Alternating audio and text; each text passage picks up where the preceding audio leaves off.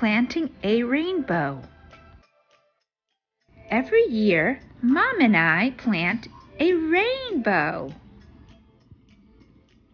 In the fall, we buy some bulbs and plant them in the ground.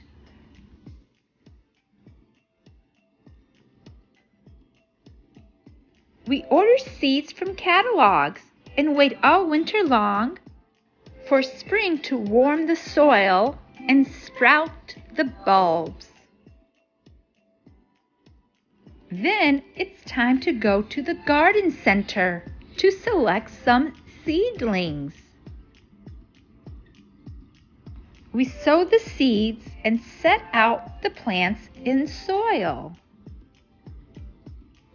And watch the rainbow grow and grow. We have some red flowers and orange flowers and some yellow blooms.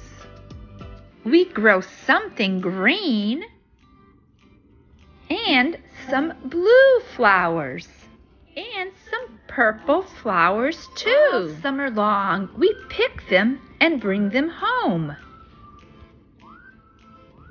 And when summer is over, we know we can grow our rainbow again next year. The end.